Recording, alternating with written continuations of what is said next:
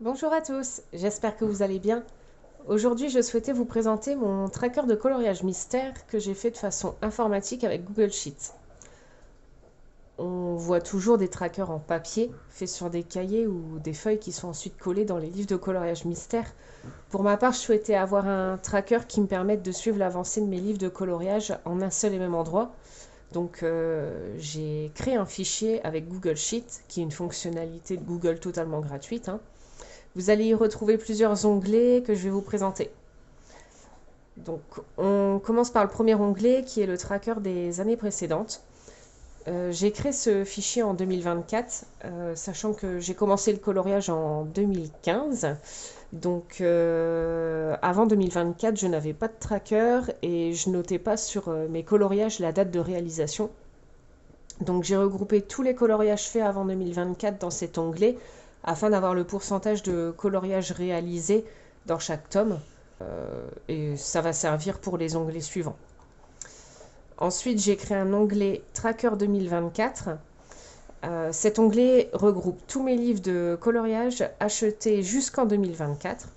À côté se trouve la colonne avec les illustrateurs qui ont illustré chaque livre, une colonne avec l'année d'achat et une colonne avec le nombre de coloriages par livre. Pourquoi? Parce que cette colonne va me permettre de calculer le pourcentage de coloriage réalisé dans chaque tome, qu'on verra à droite du tableau. J'ai ensuite créé 12 colonnes qui représentent les 12 mois de l'année. Et dès que je fais un coloriage, en fait, je mets un petit 1 dans la case correspondante. Donc là, par exemple, en février 2024, dans les grands classiques tome 1, j'ai réalisé 2 coloriages. On y retrouve sur cette ligne le total des colos réalisés par mois. Et ensuite, le total sur l'année. Donc, nombre de pages réalisées correspond au total de coloriage réalisé dans chaque tome sur l'année 2024. J'ai également une colonne en cours. Ça permet de noter les coloriages que j'ai en cours pour ne pas les oublier, notamment ces quatre-là. C'est des coloriages que j'avais oubliés. Donc, je me suis dit que c'était une bonne idée de les ajouter dans le fichier, pour y penser et les terminer un jour. On retrouve exactement la même chose dans le tracker 2025. Donc avec tous mes livres de coloriage achetés ben, jusqu'à 2025. Il y a le tome L'âge de glace et les grands classiques tome 4 que j'ai rajoutés. Donc je les ai achetés en 2024, mais je les ai rajoutés uniquement dans le tracker 2025 puisque je les ai eus en décembre et j'ai pas colorié dedans. Donc je voyais pas l'intérêt de les rajouter dans le tracker 2024.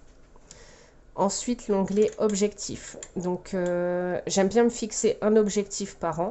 Par exemple, en 2024, je m'étais fixé de terminer 15% de chaque tome.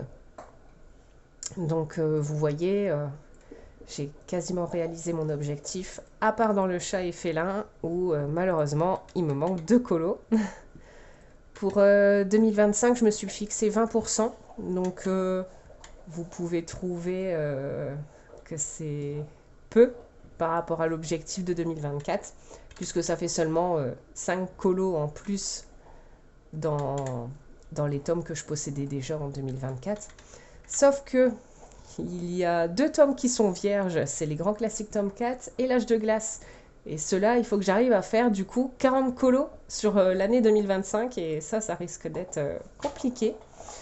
Donc on verra si je réalise cet objectif pour l'année 2025. Ensuite, j'ai créé un onglet pack, donc pile à colorier. Je me mets pas de pression. Si c'est pas respecté, c'est pas grave. Ça permet juste d'avoir un fil conducteur, car c'est pas toujours évident de choisir quel coloriage on souhaite faire. Donc au moins, ça donne des idées. Sachant que j'ai commencé à faire des packs à partir de octobre 2024. Après, voilà, il y a des mois où j'en mets plus ou moins. Ça dépend. Parce que, pareil, avec le travail, pas forcément le temps de colorier énormément. Donc en général, mes packs sont composés des challenges de streamers que je regarde sur Twitch, principalement Games Dreamy, hein, vous pouvez le voir. D'ailleurs, je vous mets le lien de sa chaîne YouTube et de sa chaîne Twitch en barre de description si ça vous intéresse. Elle fait beaucoup de live colo et après de jeux cosy, donc c'est toujours sympa à regarder pendant mes séances de coloriage. Cette année, en 2025, il y a un nouveau challenge auquel je participe. Le challenge fait par Liloa Colo sur Instagram. Donc, je vous mets également le lien de son compte Instagram en description. C'est un loto colo, donc je trouve ça très original. Il y a 12 grilles, et sur chaque grille, il y a 9 coloriages, et c'est un numéro, donc ça correspond à un numéro de page de n'importe quel tome que vous pouvez faire.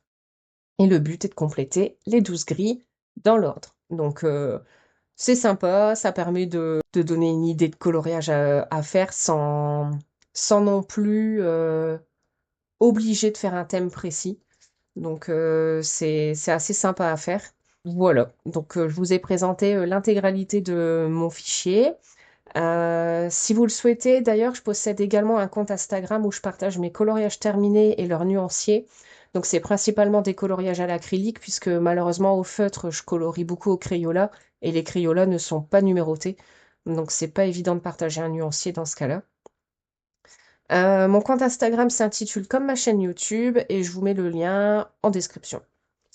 Donc voilà, bon, on a fait le tour de mon tracker. Si vous avez des questions, n'hésitez pas à laisser un commentaire, j'y répondrai avec plaisir. N'oubliez pas de laisser un pouce bleu si cette vidéo vous a plu et je vous dis à bientôt pour de nouvelles vidéos. Salut!